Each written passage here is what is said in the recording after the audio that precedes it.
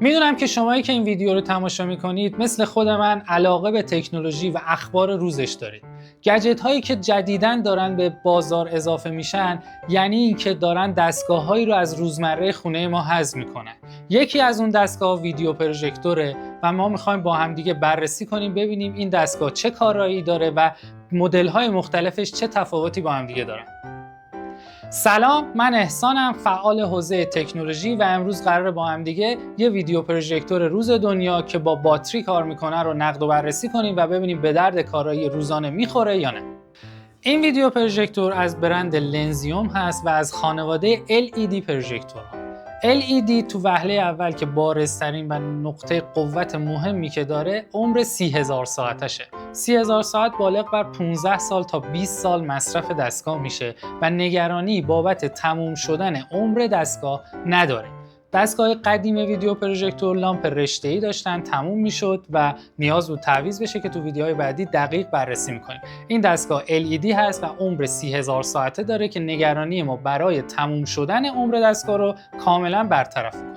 نکات بارز دستگاه کوچیک بودن، سبک بودن و قابل حمل بودن دستگاهه که دارای یه سیستم عامل اندروید. سیستم عامل اندروید به ما این کمک رو میکنه که علاوه بر پلتفرم ها و نصب مثلا فیلمو، نماوا، تلویزیون یا حتی یوتیوب و نتفلیکس رو با نصب کردن فیلتر شکن برای ما به راحتی آپلود میکنه و لود میکنه و میتونیم بدون نیاز به دیوایس های مختلف دستگاهمون رو به تصویر برسونیم. علاوه بر اون پورت های دستگاه شامل USB HDMI هست که میتونیم از طریق لپتاپ، پلی استیشن، ریسیور، هوم تیوتر و تمام دستگاهایی که تصویرساز هستن به این دستگاه تصویر برسونیم. دستگاه توانایی سایز تصویرش تا 160 اینچ هست. برای ساختن 160 اینچ نیاز داره 4 متر از اسکرین ما فاصله بگیریم.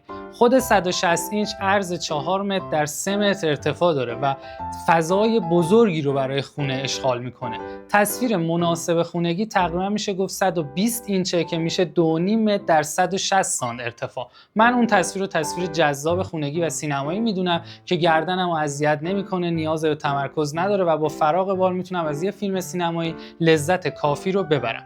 پس این دستگاه میتونه تا 160 اینچ تصویر بسازه، اما به نظرم 120 اینچ تصویر مقبول و جذابیه براش.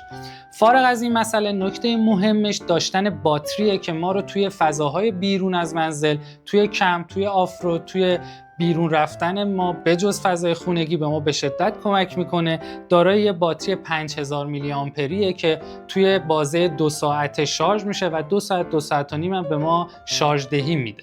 علاوه بر اون جدا میتونه باتری خودش مستقلا شارژ بشه و دستگاه بدون نیاز به باتریش به برق وصل بشه و تصویر ما رو برامون بسازه. برند لنزیوم برندیه که تازه وارد ساخت ویدیو پروژکتور شده اما با قدرت وارد شده. 7-8 مدل دستگاه ساخته توی طیف‌های مختلف از زیر HD یا حتی فول HD که این دستگاه رزولوشنش فول HDه. قدرت نورش 450 واحد لومن هست.